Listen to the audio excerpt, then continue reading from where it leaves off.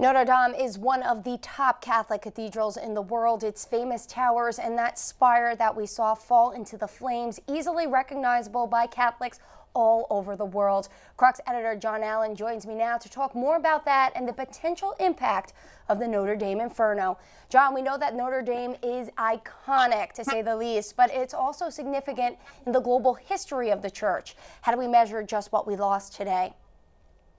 Well, first of all, Michelle, we don't quite yet know the full extent of what we've lost. Now, just in the last few minutes, we have had a statement from officials at the cathedral and also from the firefighters in Paris that they may not be able to save the cathedral. But, let's not count out Notre Dame yet. I mean, it was significantly defaced during the era of the tension with the Huguenots in France in the 16th century. It was turned into a temple of reason during the era of the French Revolution, and it was counted out. During the Second World War, the stained glass windows had to be removed to prevent them from damage during bombings, and yet each time this cathedral has found a way to come back. Obviously, the prayers of Catholics and non-Catholics alike around the world is that we will somehow see a renaissance of the cathedral once again. But you are quite right.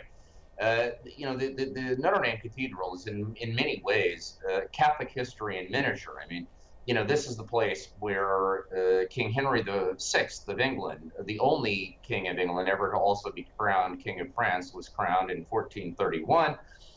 This is where Napoleon was crowned emperor in 1804. This is where Joan of Arc was beatified personally by Pope Pius X in 1909. Very unusual thing at the time because popes generally didn't leave Rome and they didn't perform beatification ceremonies. John Paul II visited Notre Dame twice in 1980 and 1997. Benedict XVI was there in 2008. Notre Dame will also go down in 20th century Catholic history as the see of Cardinal Jean-Marie Lustiger, the legendary Cardinal of Paris, who was born into a Jewish family, later converted to Catholicism, spent a lifetime pioneering Catholic-Jewish friendship, turned Notre Dame into an extraordinarily vibrant spiritual hub in the heart of what we think of as ultra-secular Paris. I mean, there is no chapter of church history for the 800 years that this cathedral has been standing there that it doesn't somehow symbolize and capture.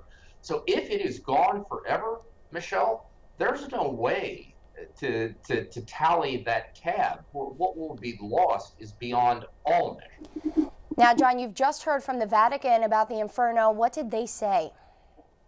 So the Vatican released a statement indicating that they are receiving the news of this fire with shock and sadness, expressing closeness to Catholics in France and to all Parisians, and saying they'll keep the first responders and others trying to cope with the situation in their prayers.